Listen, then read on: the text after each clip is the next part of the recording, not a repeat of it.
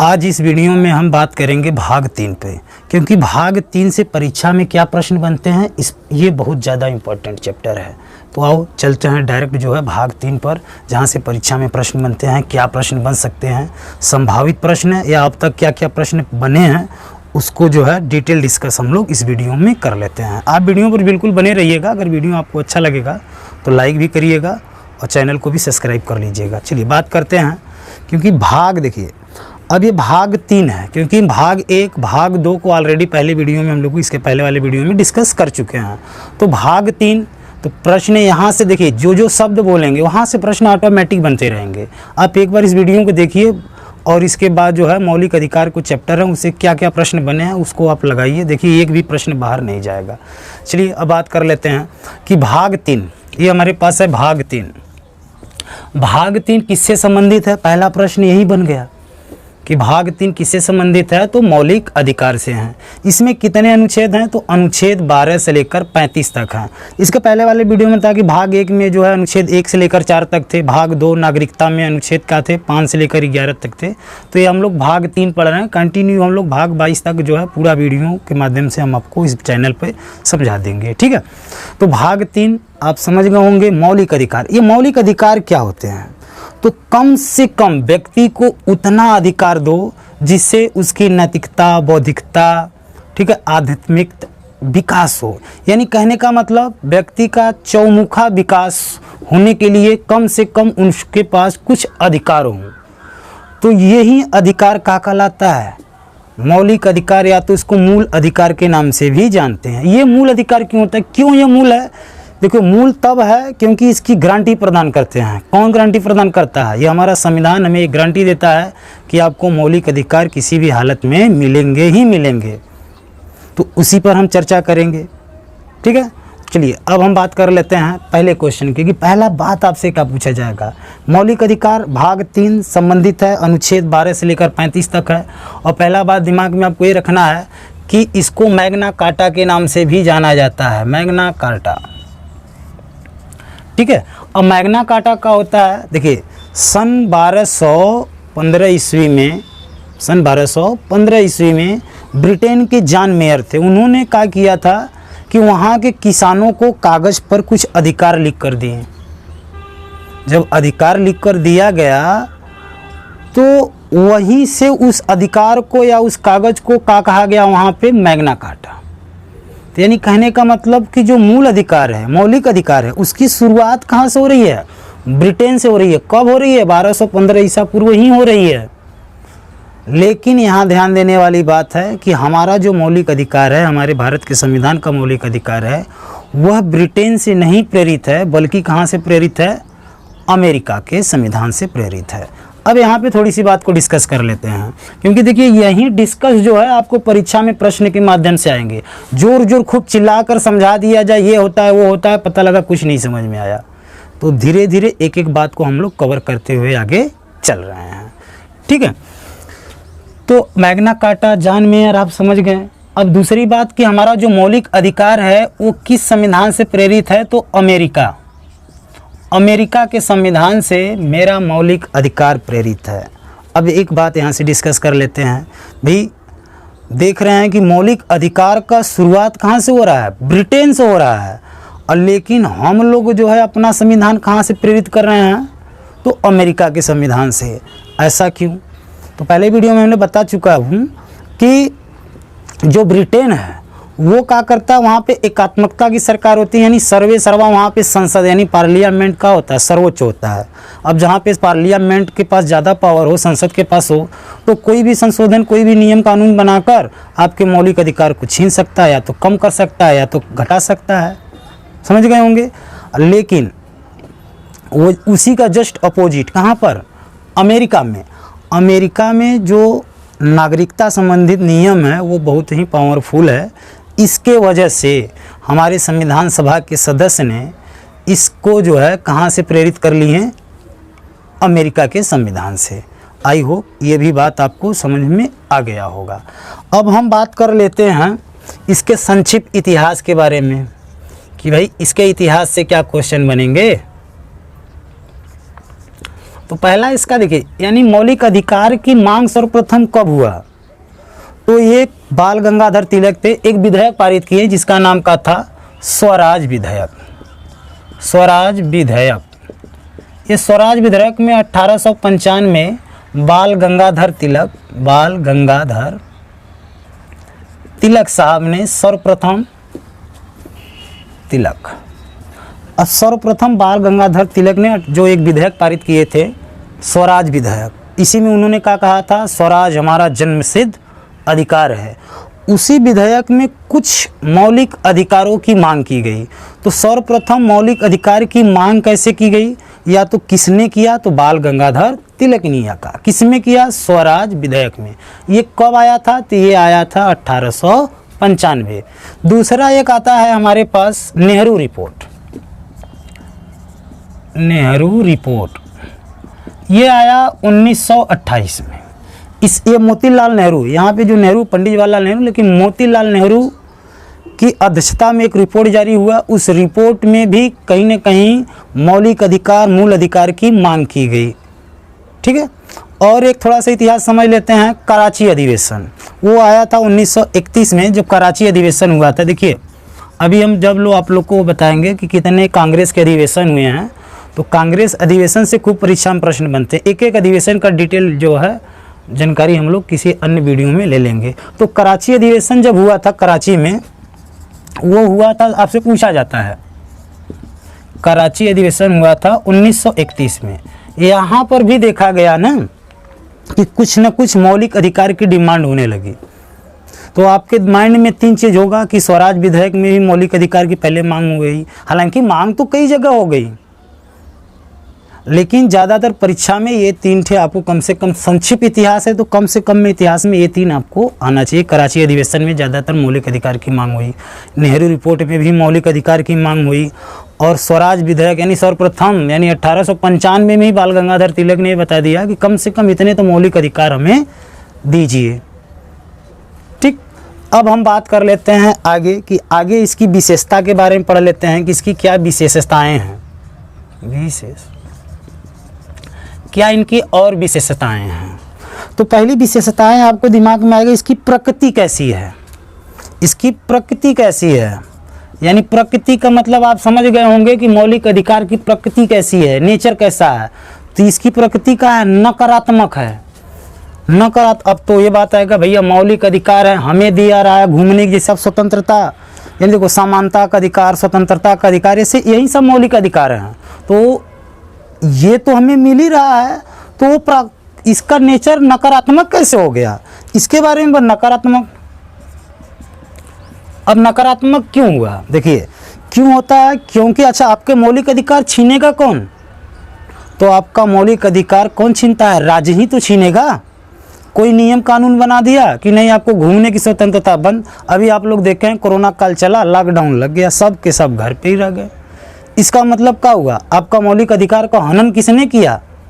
बताइए, हनन किसने किया? राज्य ही तो किया, केंद्र किया, सरकार तो कर रही है। तो वह मौलिक अधिकार जो है नकारात्मक प्रवृत्ति के क्यों है? क्योंकि ये किसके विरुद्ध दिया जाता है? राज्य के विरुद्ध ही तो दिया जाता है। अब देखो, अब यहाँ से बात हो गई कि नकारात्मक है, राज्य के विरुद्ध। अब बताइए अब ये सकारात्मक क्यों नहीं है, नकारात्मक है? अब दिमाग में रखिए, अब हमेशा तो इनकी सरकार अगर रह गई तो क्या होगा? यहाँ के नागरिकों में विद्रोह का उत्पन्न हो सकता है। देख रहे हैं ना, पहचान लीजिए। इनकी सरकार रह गई तो बेरोजगारी का आलम क्या हो जाएगा? जीरो हो जाएगा। तो हमेशा जो है अगर अमरीशपुरी साहब आ गए तो वहाँ की जनता तो क्या हो जाएगी? त्राही त्राही मचेगा। हमें अब तो अनिल कपूर साहब तो आएंगे नहीं, नायक मूवी का कि नहीं एक दिन का हम सीएम बनेंगे, सब दुरुस्त बना देंगे। तो आप ये बात को अच्छी तरह से समझ गए होंगे कि नहीं, ये कम सरकार किसी का हो, राज्य में सरकार किसी का हो, लेकिन मौलिक अधिकार उनको देना ही पड़ेगा। क्यों? क्योंकि मौलिक अधिकार की गारंटी कौन देता है? संविधान देता है। कि संविधान ये कहता है कि नहीं आपको कम से कम मौलिक अधिकार मिलने ही चाहिए। ठीक है। तो ये इसकी प्रकृति कैसी है? नकारात्मक है। हाँ, कुछ नकारात्मक है, कुछ स्थितियों में सकारात्मक भी है। अब हम बात कर लेते हैं कि मौलिक अधिकार का उद्देश्य क्या होता है, क्योंकि ये सब जो फैक्ट लिख रहे हैं परीक्षा में पूछने जाने वाला फैक्ट है कि मौलिक अधिकार का उद्देश्य क्या है। अब बताइए उद्देश्य क्या है। तो इनका उद्देश्य होता है राजनीतिक लोकतंत्र की स्थापना। अब देखिए राजनीतिक लोकतंत्र की स्थापना, इसका उद्देश्य यही होता है कि कम से कम बौद्धिक विकास हो, आदमी स्वतंत्र हो, थोड़ा सा सोचे समझे। यानी कहने का मतलब क्या हुआ कि राजनीतिक लोकतंत्र की स्थापना, यानी कहने का मतलब कम से कम राज्य के पास पावर कम हो लेकिन लोगों के पास पावर ज़्यादा हो। इसका इसी उद्देश्य से मौलिक अधिकार को बनाया गया है। तो आपको ये लाइन्स थोड़ा याद कर लेना है, क्योंकि यहीं बार बार घूम घूम फिर के परीक्षा में बनता है कि मौलिक अधिकार का उद्देश्य क्या है। तो मौलिक अधिकार का उद्देश्य क्या है? राजनीतिक लोकतंत्र की स्थापना करना। आइए यहाँ से और क्या प्रश्न बन सकते हैं उस पर थोड़ा सा हम विचार कर लेते हैं। क्या ये वाद्य योग है? क्या ये वाद्य योग है? वाद्य योग, वाद्य योग का मतलब समझ, न्यायोचित योग। क्या इस पर न्यायालय फैसला ले सकता है? वाद्य योग है। हाँ, ये वाद्य योग है कि नहीं है बताइए? ये वाद्य योग है कि नहीं है? वाद्य योग है। कैसे है? अगर आप समझ जाइए कि यदि आपके मौलिक अधिकार का कोई उल्लंघन कर रहा है तो आप सीधे हाई कोर्ट या सुप्रीम कोर्ट जाकर अपना संरक्षण प्राप्त कर सकते हैं। यानी कहने का मतलब मौलिक अधिकार भाग 3 वाद्य योग है कि नहीं? तो वाद्य योग है।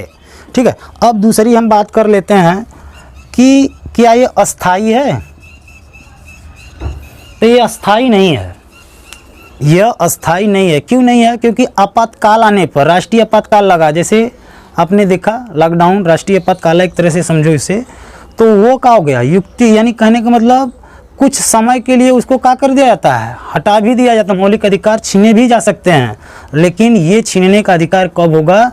ये जब हाई कोर्ट या सुप्रीम कोर्ट को ये समझ में आ जाए कि नहीं, ये जो फैसला लिया जा रहा है आपातकाल का ये वाकई सही है, तो उस समय आपका जो है मौलिक अधिकार को कुछ दिन के लिए या कुछ महीनों के लिए हटाया जा सकता है।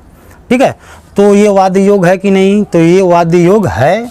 अस्थाई है कि नहीं? तो ये अस्थाई नहीं है। आप समझ गए होंगे क्यों नहीं है? क्योंकि भाई ये राज्य के विरुद्ध दिया जाता है। जो भी मौलिक अधिकार देते हैं हम लोग, राज्य के भी विरुद्ध देते हैं और व्यक्ति के विरुद्ध भी देते हैं। क्योंकि अब आगे एक अनुच्छेद आप पढ़ेंगे, अनुच्छेद 17, छुआछूत का अंत, यानी व्यक्ति एक दूसरे से छुआछूत का उसको आपको मानना पड़ेगा, यानी व्यक्ति के भी विरुद्ध आपको दिया जा रहा है। और अनुच्छेद 15 जब हम कहेंगे सार्वजनिक जगह हो, तालाब हो, घाट हो और सिनेमा घर हो, यानी जहाँ पे सार्वजनिक जगह है वहाँ पे भी आप लिंग, जाति, धर्म के नाम पर भेदभाव नहीं करेंगे। तो क्या है? व्यक्ति के विरुद्ध भी तो मिल रहा है। तो यानी कहने का मतलब ये व्यक्ति के विरुद्ध भी मिल सकता है। ठीक है। यानी ये अस्थाई नहीं है। अब हम बात कर लेते हैं कि वर्तमान में, यहाँ पे चलते हैं कि जो वर्तमान में है, वर्तमान में हमारे पास कितने मौलिक अधिकार हैं? तो वर्तमान में हमारे पास मात्र 6 ही हैं। अब वर्तमान की बात हुई, इसका मतलब ये हुआ कि इसके पहले या तो ज़्यादा रहे होंगे या तो कम रहे होंगे। तो इसके पहले क्या थे? मौलिक अधिकार की संख्या 7 थी। अब वर्तमान में कितना है? 6 है। क्यों 6 है? पहले एक अनुच्छेद था, पहले एक अधिकार होता था संपत्ति अर्जित करने का अधिकार। अब जब संपत्ति अर्जित करने का अधिकार, अनुच्छेद जो 31 था, यहाँ पे हम चर्चा कर लेते हैं। अनुच्छेद 31 संपत्ति अर्जित करने का अधिकार, इसको क्या किया गया है कि यहाँ से हटाकर, अब यहाँ से क्यों हटाना पड़ा? देखिए, जब देश हमारा आज़ाद हुआ तो संपत्ति का अधिकार सबको था। ट्रेन भाई चलाना है तो रेलवे बिछाना होगा, रोड को बनाना होगा, तो जिसके पास ज़मीन होती थी वो अपना वही तुरंत दिखाता था कि भाई ये मेरा मौलिक अधिकार है, हम जो है अपना ज़मीन नहीं देंगे। तो क्या हुआ? सरकार ने इस चीज़ को, यानी जो मौलिक अधिकार था अनुच्छेद 31, उसको हटा दिया। यानी हटाकर कहाँ रख दिए? अनुच्छेद 31 को हटाकर अनुच्छेद 300 क में रख दिया गया, यानी भाग 12 में इसको शामिल कर दिया गया। किसको? अनुच्छेद 31 को। यहाँ से हटाकर उसको जो है मौलिक अधिकार पहले था उसको हटाकर विधिक अधिकार यानी विधि बना दिया, यानी इस पर नियम कानून बना दिए। ठीक है। अनुच्छेद 300 क में रख दिया गया। अब बात कर लेते हैं कि भाई वर्तमान में 6 हैं, तो कौन कौन से 6 हैं? तो पहला होता है समानता का अधिकार। अब समानता का अधिकार अनुच्छेद 14 से लेकर 18 तक जाएगा। फिर दूसरा होता है स्वतंत्रता का अधिकार, ये जाएगा 19 से 22 तक, ठीक है, 19 से 22 तक। फिर आपके पास ऐसे ही शोषण के विरुद्ध अधिकार आएगा 23, तो हम लोग 23-24 हैं। फिर धार्मिक स्वतंत्रता का अधिकार हो जाएगा 25 से लेकर 28 तक, ठीक है। ऐसे एक हमारे पास और एक अब आएगा हमारे पास, वो उसको हम लोग बोलते हैं अनुच्छेद 29 से 30 तक। 31 तो ऑलरेडी था, उसको तो हटा दिया गया। और लास्ट में आता है संवैधानिक उपचारों का अधिकार, वो अनुच्छेद 32 में, अकेले अनुच्छेद 32 है। इसी अनुच्छेद 32 को जो है डॉक्टर भीमराव अम्बेडकर साहब ने क्या कहा है, संविधान की आत्मा, अनुच्छेद 32 को, यानी मौलिक अधिकार को, ठीक है।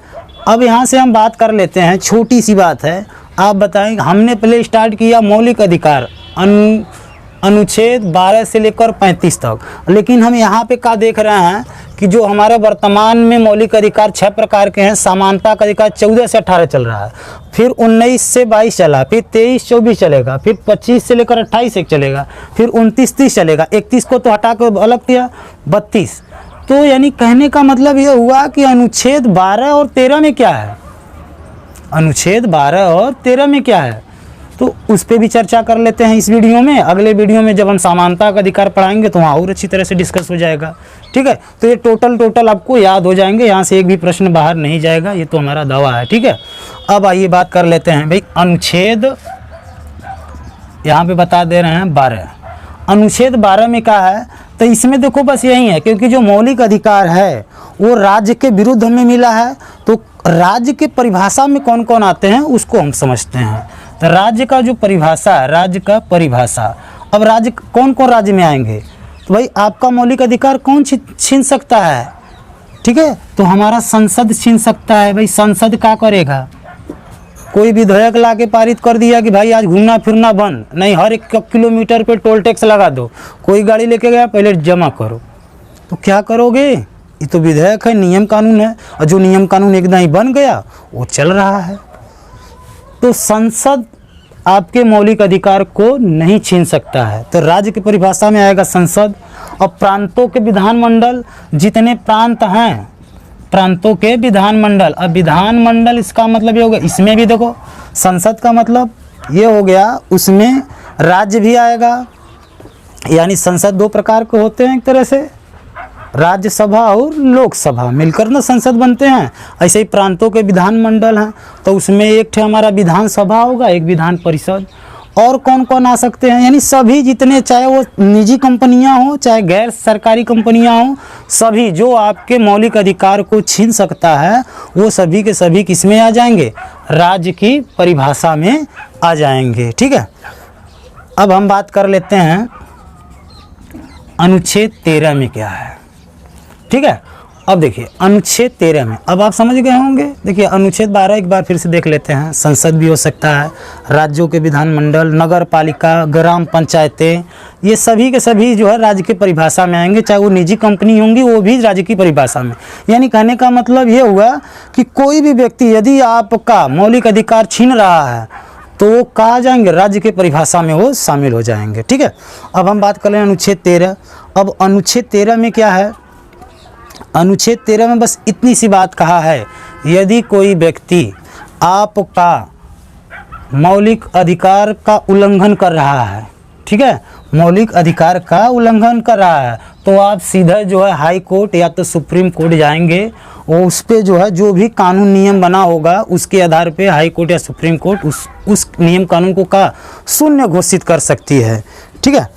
आई होप आप समझ गए होंगे कि चाहे वो हाई कोर्ट हो या तो सुप्रीम कोर्ट हो, अगर कोई ऐसा नियम कानून बन रहा है या कोई व्यक्ति आपके मौलिक अधिकार का उल्लंघन कर रहा है, तो हाई कोर्ट और सुप्रीम कोर्ट उस विधि का मतलब उस नियम को शून्य घोषित कर सकती है, शून्य घोषित कर देगा, ऐसा कहोगे तो ही ठीक रहेगा, शून्य घोषित कर सकता है, ठीक है।